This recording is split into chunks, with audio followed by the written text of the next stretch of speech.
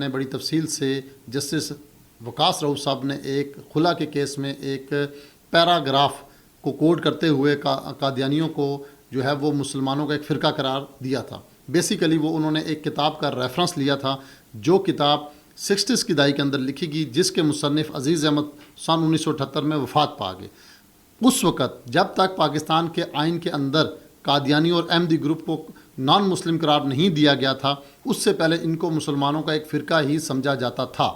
کیونکہ پاکستان کے آئین کے اندر ایسی کوئی چیز موجود نہیں تھی کہ ان کو نان مسلم ڈکلیئر کیا جائے۔ جو فیصلہ خلا کے کیس کے اندر جسٹس وقاص رؤف صاحب نے دیا تھا، اس کے اندر انہوں نے بڑی ڈیٹیل سے، میں پہلے بھی بتا چکا ہوں کہ قرآنی آیات کا پہلے حوالہ دیا، پھر انہوں نے احادیث مبارکہ کا حوالہ دیا، پھر انہوں نے خلفائے راشدین کا حوالہ دیا، پھر انہوں نے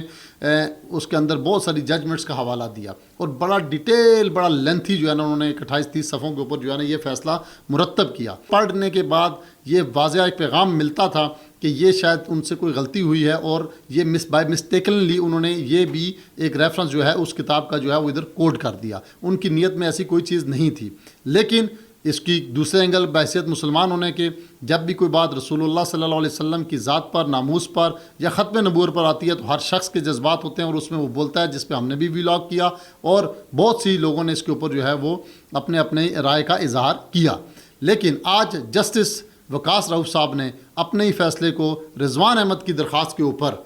ریویو کرتے ہوئے قادیانیوں کو نان مسلم قرار دیا۔ میں یہ سمجھتا ہوں کہ یہ ان کا ایک، انہوں نے بڑے پن کا اور اعلیٰ ظرف کا مظاہرہ کیا ہے۔ غلطی کر کے جو اس پہ قائم رہتا ہے، اس کو شیطان کے ساتھ مشابہت دی گئی ہے، اور غلطی کر کے جو اس پہ ندامت کرے اور اس پہ توبہ طائب کرے، وہ ایک مومن اور ایک مسلمان کہلاتا ہے۔ انسان کے اوپر بہت ساری پریشانیاں، ٹینشن ہوتی ہے، بعض اوقات انسان نہ چاہتے ہوئے بھی اس کو پتہ بھی نہیں ہوتا، اور اس سے کوئی ایسی غلطی سرزد ہو جاتی ہے جو کہ اس کی نیت اور ارادے میں شامل نہیں ہوتی۔